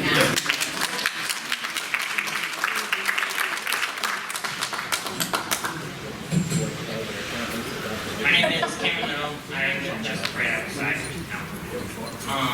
I know I'm probably one of the youngest people here. I don't have a lot of experience dealing with anything you guys have dealt with or anyone in the seats. But I think the one word that got brought up a lot tonight is debate. People need to learn how to debate without but debate and put, like Mr. DeSantis said, that he can go and they can yell at each other and debate for 2 hours, but at the end of the day, they're shaking hands. And I know probably what I've said at other meetings, I've been put on spot by one side and the other side, no matter what side I support. But I don't know, I just think it's time to get back to more ethical debates, how it should be funded with debating, not snickering from both sides, not just stuff thrown out. And I have my own opinions on stuff, and I speak my mind. I'm starting to get more involved in stuff. And I wish more people my age, because when the older generation is no longer here, we are going to be later on in life, or no one's going to debate. It's just going to, issues are just going to come and pass with no in-depth analysis, no one willing to go spend hours that they didn't need to go down to some place and check it out. And I know I asked that question, and I wasn't supposed to at the last meeting, 2 meetings ago. And I feel like I got what I wanted out of that question was answered by the 3 that spoke about it, even though they didn't have to share, because that's personal time. And I appreciate all the commissioners for willing to speak up and put themselves against the other commissioners, against the people that have voted them, to where you guys sit, to put your ideals to the test against others. I can think, but I don't have anything else to say. Sorry for taking your time. You're fine, thank you.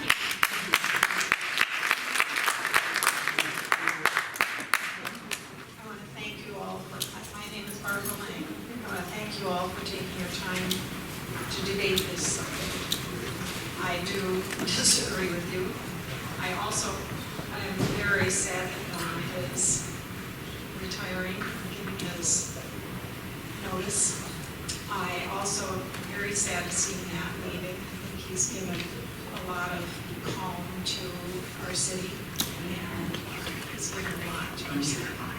I also, the main thing that I'm really disagreeing with on the decision is the fact that it seems like most of this zoning decision was based on what the Masonic home wants. And that seems like a very short-sighted way of looking at it. I have nothing against the Masonic home, but I don't think that, as one other person that came up here said, that the question of whether they want that rezoned for them is the answer to the question. So, thank you all.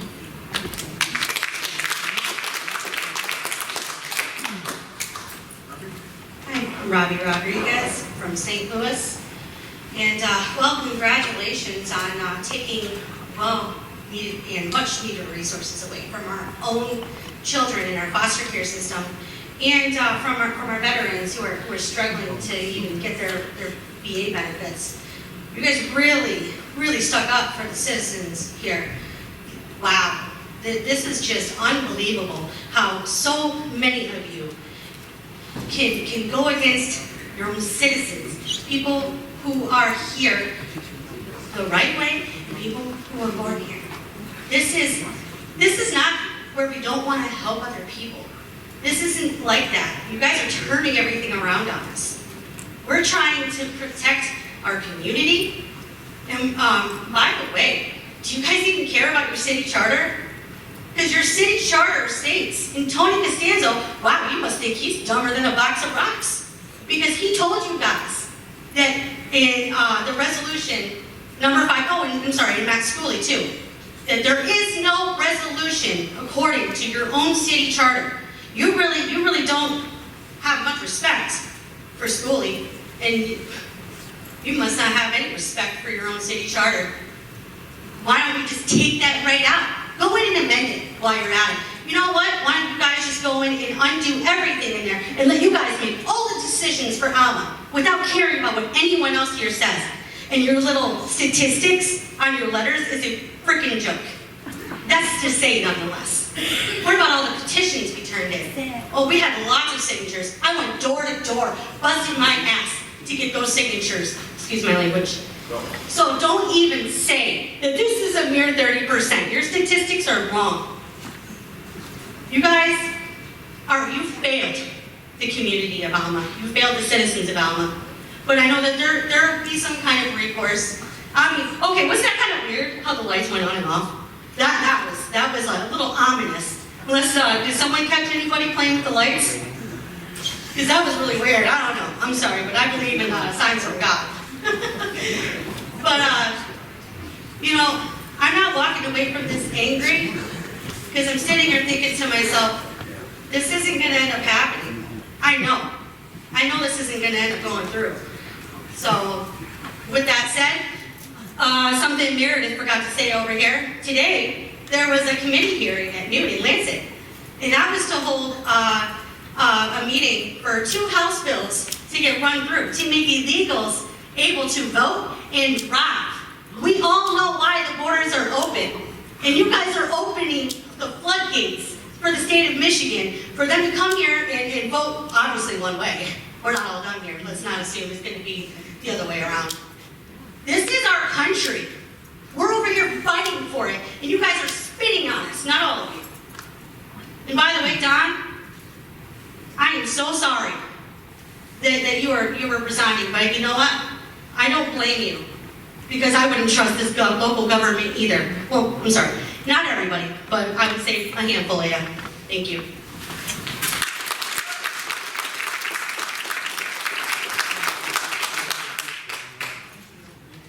Hello, my name is Vasquez, and I live in Alma, and Alma's been a part of my life for 20 years.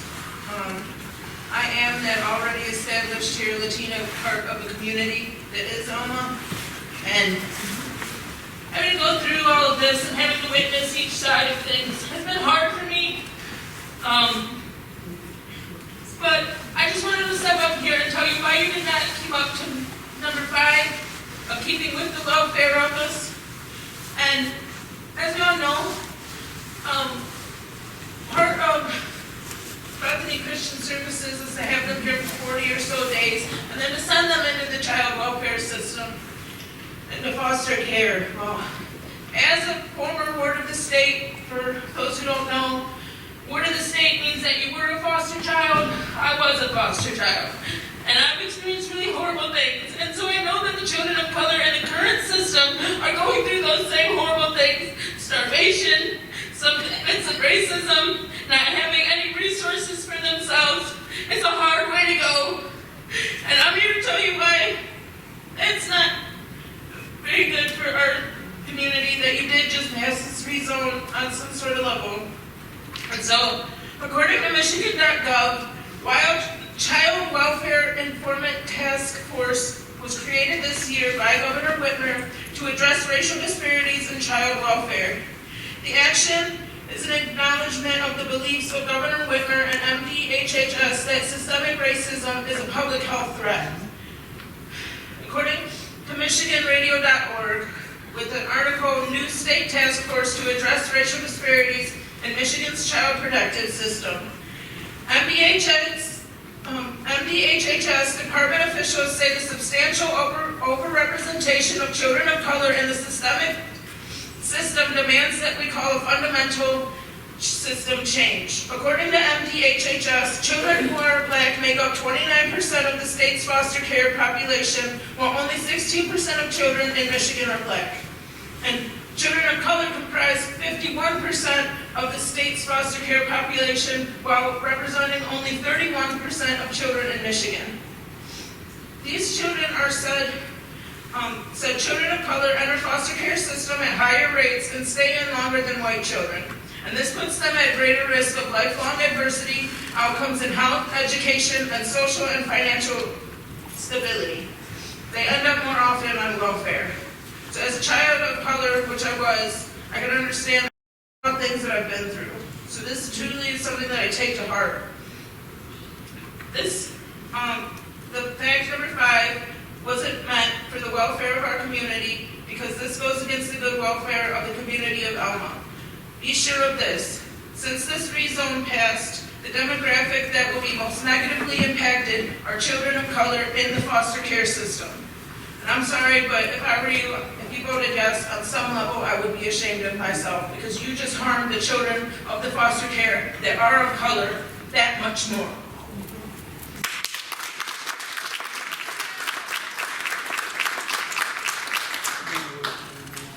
I hate to have to follow that. Dwayne, American citizen. I've addressed this board on several occasions. I've addressed the zoning board as well. A couple of things that I'm really concerned about for Alma. You guys make your vote. We can see who's voted which way. We understand that. We'll do what we need to do regarding that. Two things. The very first meeting I attended was at this place, as welcoming as you are, saying you are. I was approached by at least 5 senior people that were as older than I am, and they told me I did not belong here. Why don't I belong here? Anybody tell me? That's how welcoming Alma is. But no, you'll go 1,200 miles away and bring illegal citizens up here. I don't get that. For you to tell me that I don't count in your survey because I'm not from Alma, that's how welcoming you are.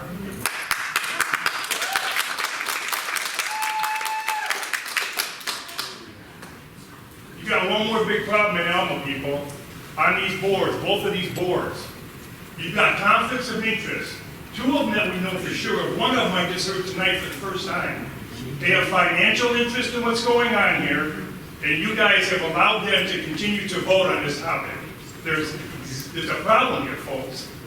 You've got to take care of that problem in whatever manner takes place. But the conflicts of interest have been raised on many occasions here, and those people that shouldn't even be voting are the ones that are making the motions. That is a slap in your face. And if you stand for it, that's your problem. I cannot vote in this community. If I were in this community and I could vote, I would recall every single one of you that have coming.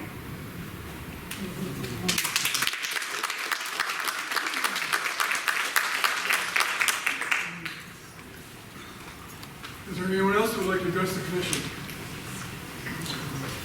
Yeah, I'm Marsha Moore. I live in Alma, Charles Everett area.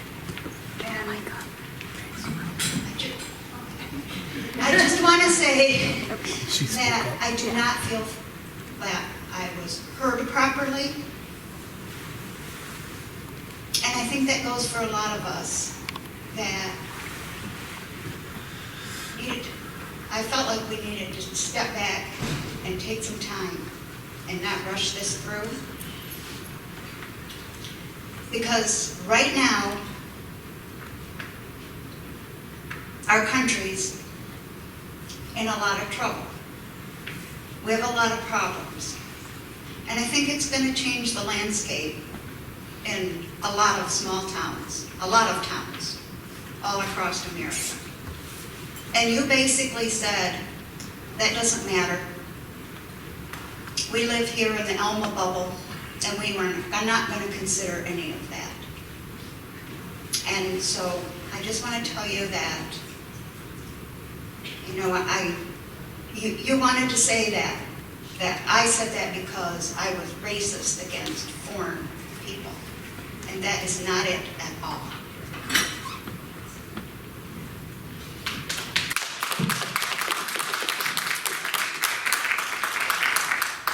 Is there anyone else who would like to address the commission? Okay, seeing none, we'll entertain a motion to adjourn our meeting tonight. We have a motion, support. Sarah, if you would, please. Final time. Second was Roger, I believe.